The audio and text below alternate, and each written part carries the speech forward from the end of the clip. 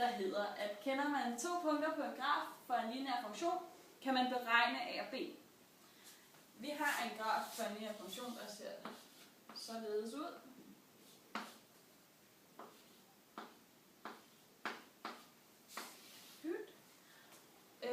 Og funktionen, eller forskriften for funktionen, hedder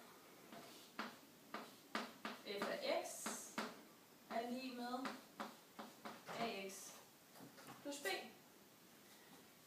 Så har vi de 2 punkter, som betegnes med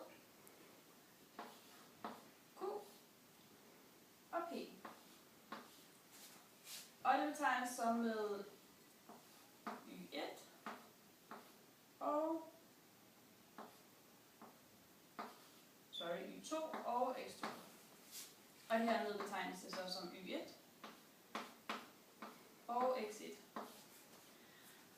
Så når vi har det her, så gælder det, at y1 er lig med ax1 plus b, og det gælder, at y2 er lig med ax2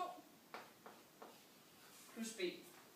Så for at finde a, så trækker vi de 2 ligninger fra hinanden. Det vil sige, at vi siger y1 minus y2, og det er jo så lig med ax1 plus b minus ax2 plus b.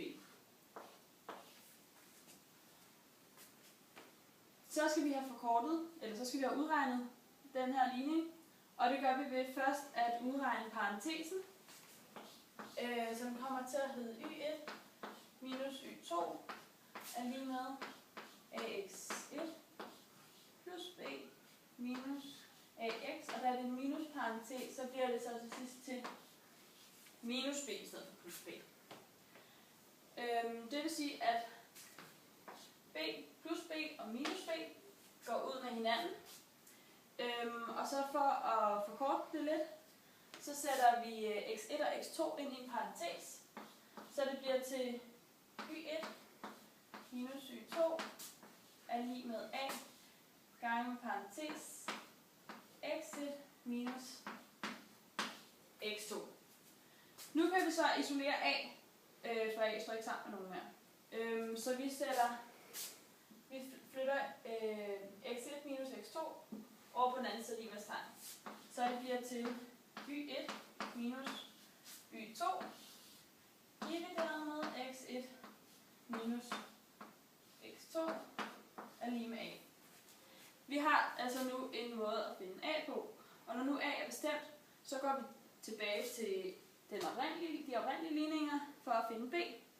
Det er vilkårligt, hvilken ligninger man vælger. Jeg har så valgt at bruge den første af ligningerne. Det vil sige,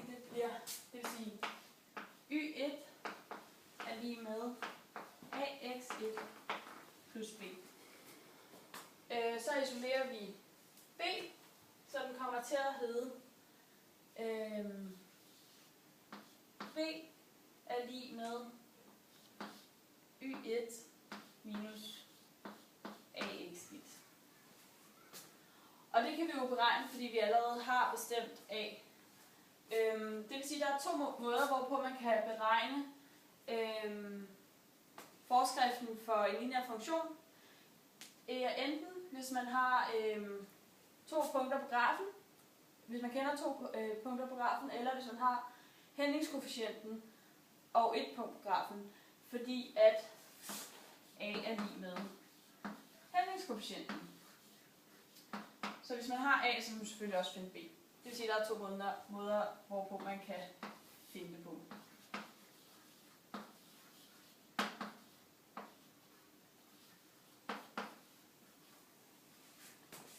Det var så det.